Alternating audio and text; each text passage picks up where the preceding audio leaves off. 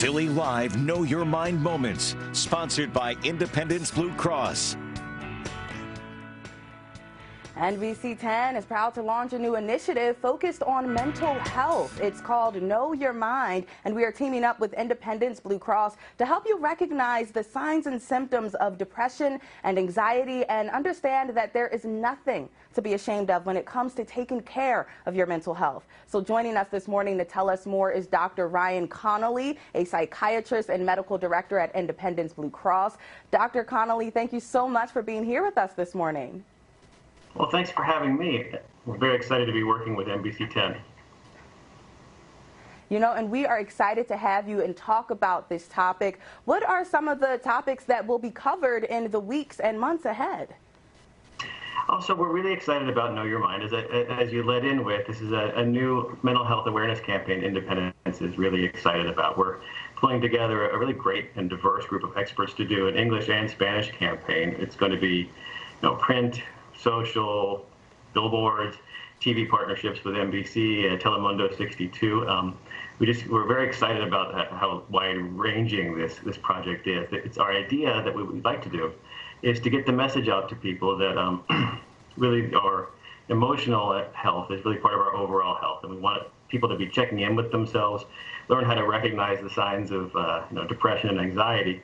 It's particularly important lately. About 1 in 4 people in the Philadelphia area, I think, was diagnosed as having problems with depression last year, and things are not really getting a whole lot better for lots of people. We'd also like to talk to people about things they can do to stay healthy, self-care during difficult times, and kind of preventing some of those problems. So we're really trying to cover the whole range from just kind of normal self-care and keeping healthy, all the way up to how to seek help for depression and anxiety when we're really kind of in trouble. And you mentioned seeking help for depression and anxiety, recognizing the signs and symptoms of that. What are those? What should people be looking for? First of all, going to be different for everybody. These things don't affect people always in the same way, but I think sometimes it's a bit difficult because there's a range. We all feel sad or worried sometimes. That's not the same thing as anxiety or depression. The thing we really want to look out for are problems that are not going away with kind of normal ways of coping, or support from friends, exercise, taking care of ourselves.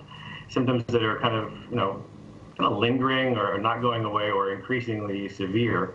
But probably most importantly, when the things we're feeling aren't just feelings, but when they're getting in the way of work or relationships or our ability to kind of connect with people we love, then we start to think of them as real problems that we need to seek help with.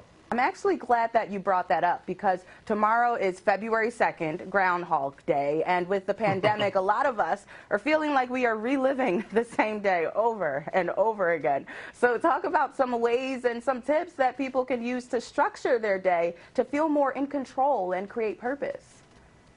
Well, I think you used a great word, which is structure. I mean, in this kind of pandemic groundhog thing, and it's a really great analogy, it can feel kind of hard, or feel kind of easy to get lost in it, I guess. So I think that having some structure is actually important. I think one of the things that the pre-pandemic life sort of imposed on us was a structure. We got up, went to work or school or whatever we did.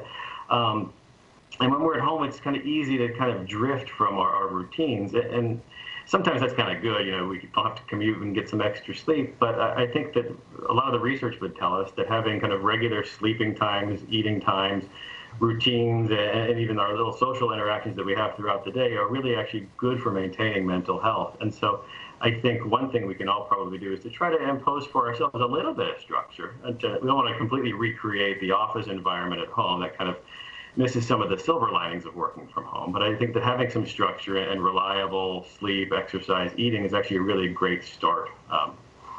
I think beyond that, like I said, there are some silver linings of the current situation. So some of us might have more time where we used to be commuting.